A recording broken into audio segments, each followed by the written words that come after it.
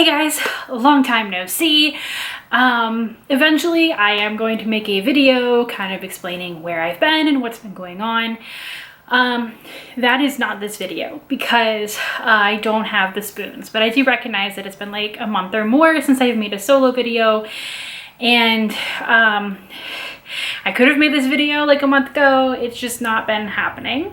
What I will say is that PhD school is hard and I keep injuring myself, not doing the same, whatever. Anyway, I wanted to do a really fun pod to doc to book in some sort of order episode. I love doing my book to doc or doc to book ones, and with everything that's been going on, I've also been listening to a lot of podcasts, and I kind of went down this rabbit hole as a whole bunch of documentaries and things were coming out about like these things that are happening now that we are learning about the dark side, if you will, of particularly family vlogging or just like children on the internet in general.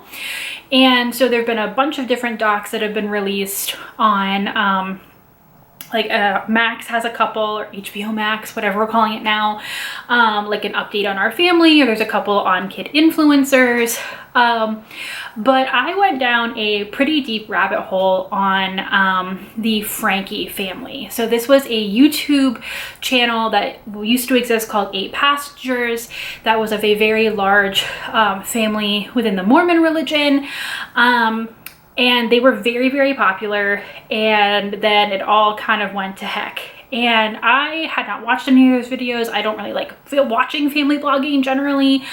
But this kind of intermixed my whole interest in like this topic, plus the religion angle, plus there was like a scam angle, potentially like a cult angle. There was a lot of things happening. And so I just kind of went down this rabbit hole and I listened to a podcast, and then right after I finished the podcast, basically, Hulu announced that they were doing a documentary that they were releasing, so I watched that. And then the daughter of the main villain of the story, if you will, Ruby Franke, also released a book, like a memoir.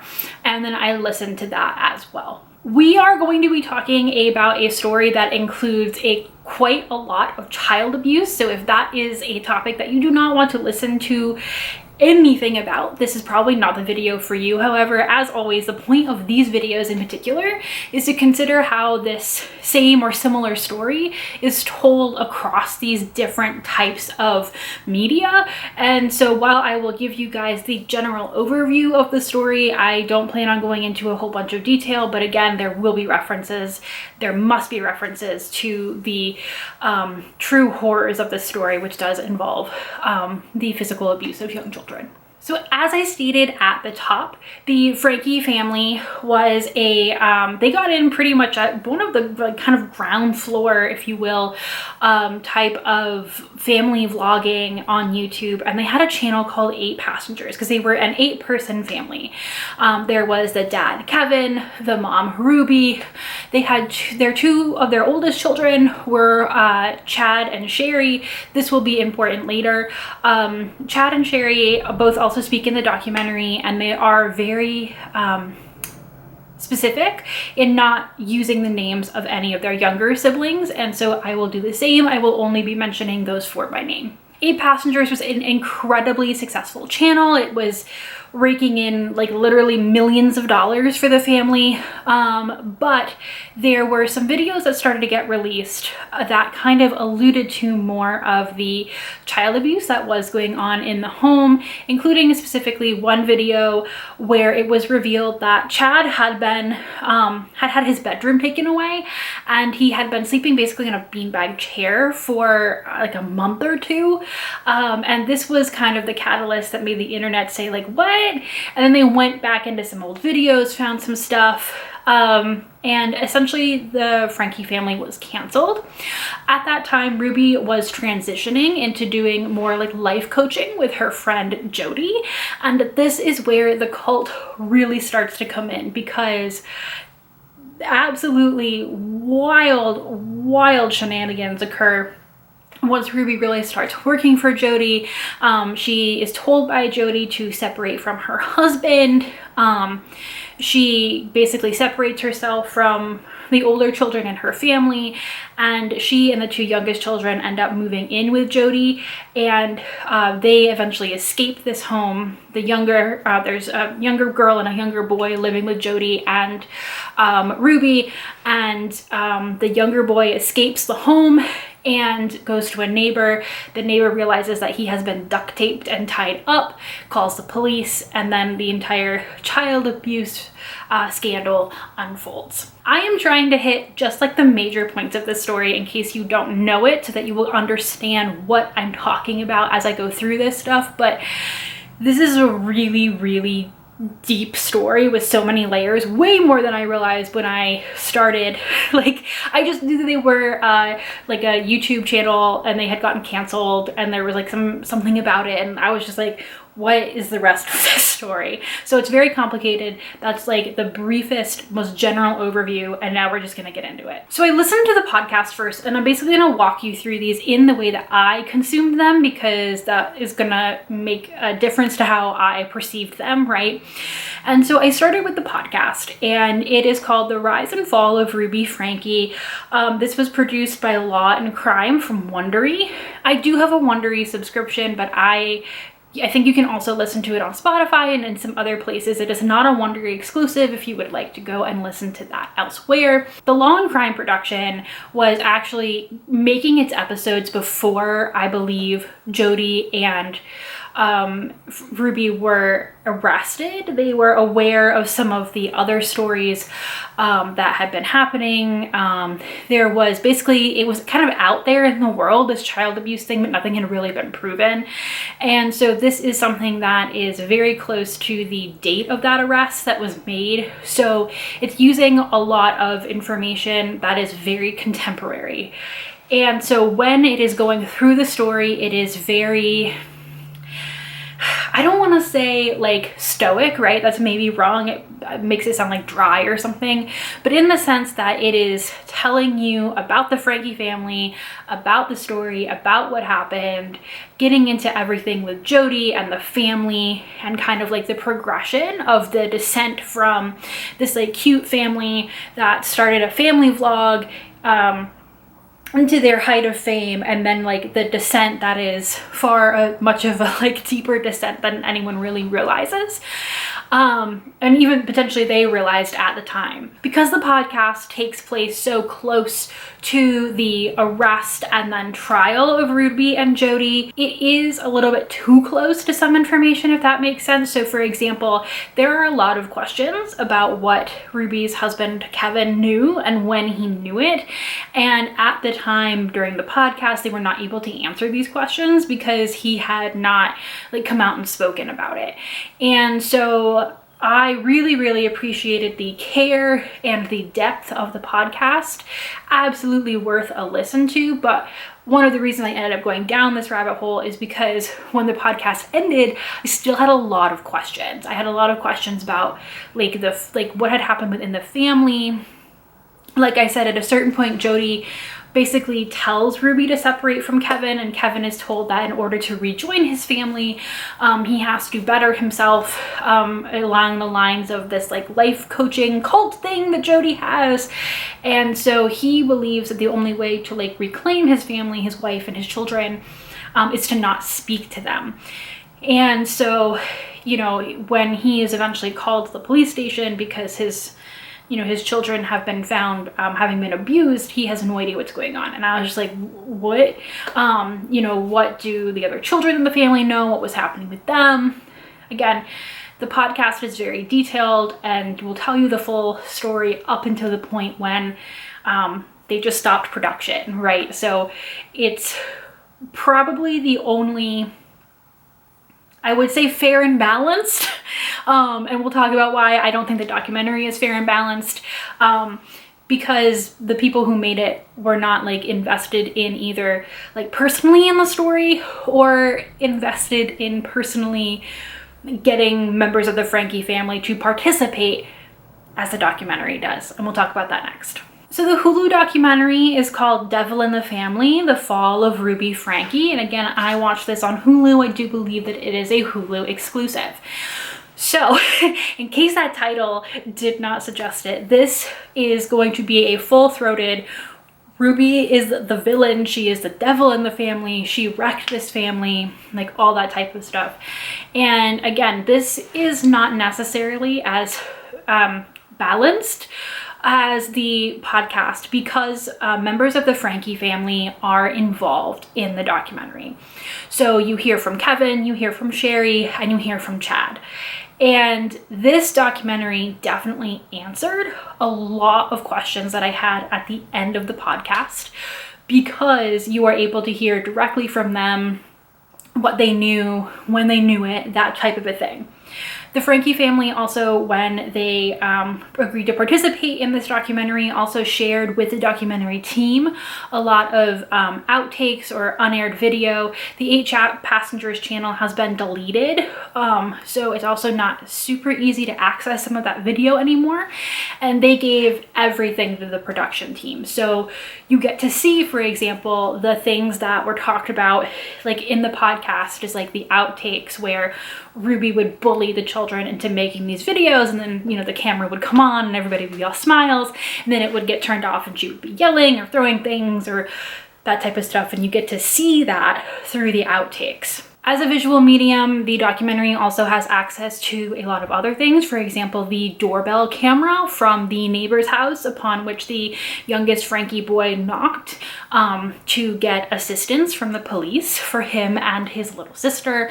Obviously his face is blurred, but even so, it is just heartbreaking. You also get to see some of the videos that Ruby and Jody made for the self-help cult thingy that was going on. And so you see them doing that, and it talks to people who are a little bit more involved in that area. I don't know that the podcast necessarily went as deep into that direction, which was called Connections, as the documentary does, or at least it didn't feel that way. And I think it is probably because the documentary had access to way more stuff that they were able to use and put into the documentary, quite frankly, as well as having a bigger picture.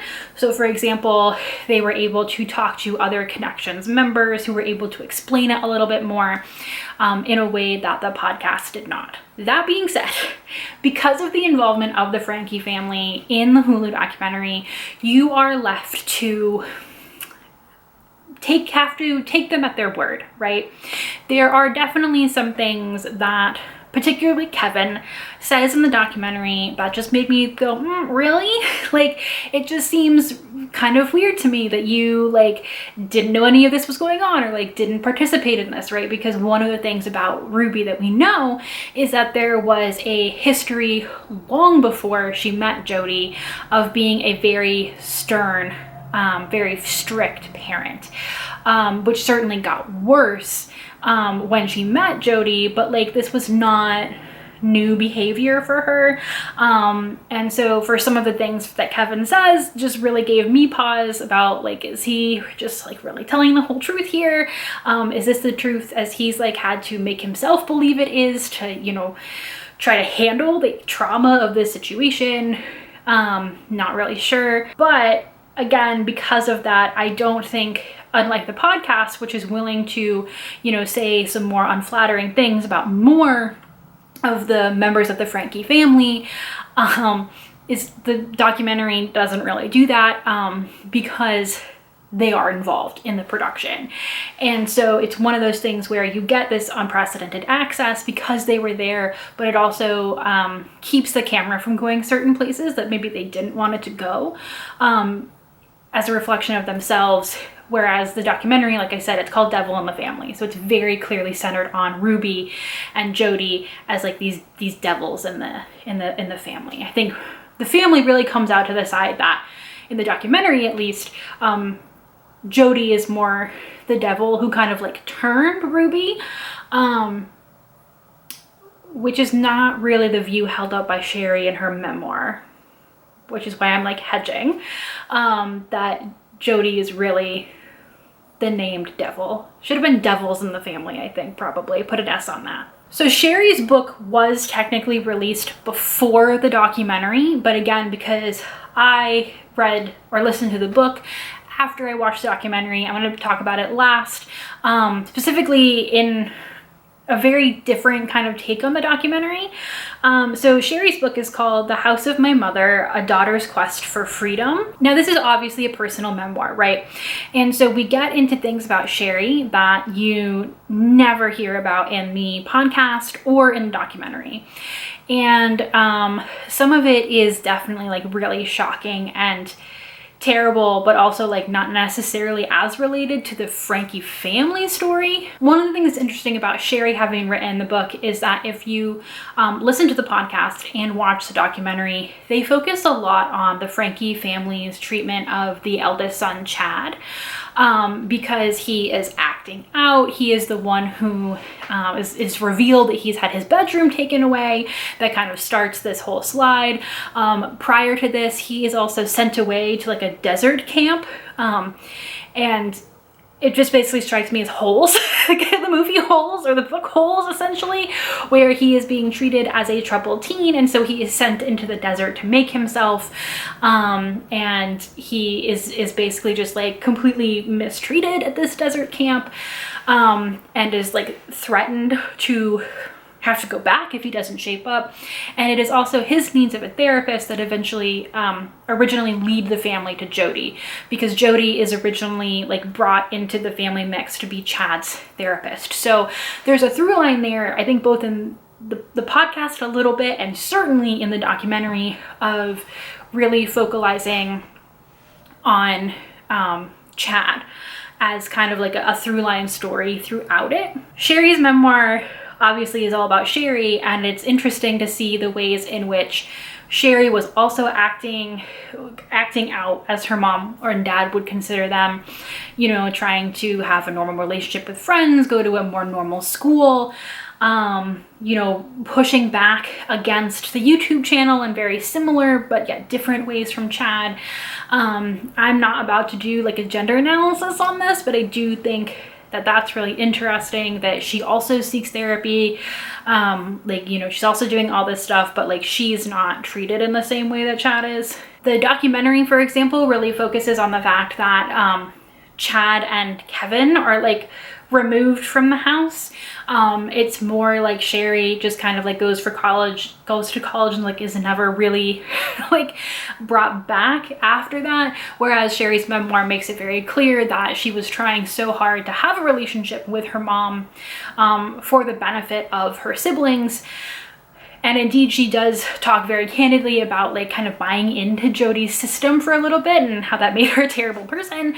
But like, you know, realizing that her younger sisters were in danger as the situation continued to escalate. But she is also eventually like, you know, separated from the family. Like she's told by her mother that she can have no contact. So again, that's not really even focalized in the documentary. Super interesting. It is for Kevin and Chad. And I think Sherry is more open to sharing very specific instances of the abuse that she suffered at her mom's hand, and indeed recognizing, I think she has this line, and I'm not quoting directly from it, but you know, she talks about how she feels like Jody coming into her mother's life was giving Ruby the freedom to kind of be the monster that she wanted to be, as opposed to Jody just kind of completely warping her, in the sense that, as Sherry talks about, you know, there was abuse prior to Jody. It wasn't nearly to the extreme that it ends up going to. But like, you know, that was who Ruby was, and Jody just kind of gave her the freedom to go harder into that. And so that's why it's very interesting in the documentary to see it focalize so much on how, you know, Jody, you know, seemingly morphs Ruby into this new person, whereas, you know, I think Sherry sees it as more of like a slide. The book cannot get into things that Sherry did not see. So in terms of a lot of the most terrible things that happen once Sherry is at college and out of the house, it really doesn't have a lot of details on those besides what Sherry will learn after the fact. So again, that is why the podcast and the documentary in that particular instance offer a bigger, broader view. One of the other things is that Sherry is still quite young. I think she's early 20s maybe when she writes this book. And that does kind of come across in the resolution of the book.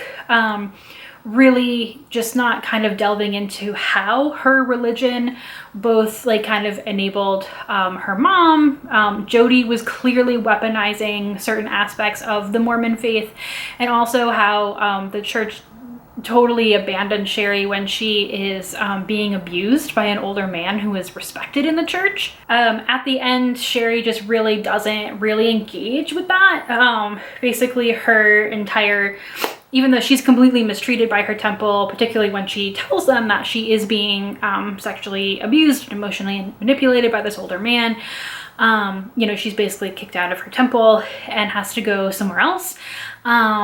And in the end, she's like, well, I'm in a better place now because I'm at a better temple. And I'm like, okay. All of these things are kind of a little bit more connected than she seems to see them as. But of course, she's a very young woman who's been through incredibly traumatic things, and I'm sure continues to have that trauma as, you know, trying to remake you know, these bonds with her father and with her siblings and her siblings' trauma. So I'm certainly not telling anyone how to heal. I just recognize that as something that feels a little bit sad when you finish the book of like, oh, I hope someday you see this. So at the end of the day, I really do recommend all three of these different stories for different reasons.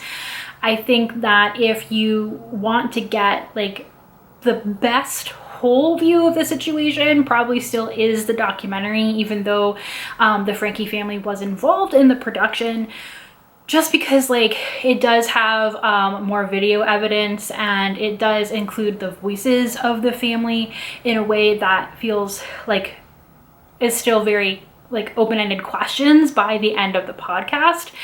I would just say, as you know, a viewer, to go into it recognizing that because the family is involved, you know, there's again places that they are just like not going to talk, or they may kind of be being very careful with their answers, which I think comes across more if you also listen to the podcast. But you may not be me. You may not want to do all of these things.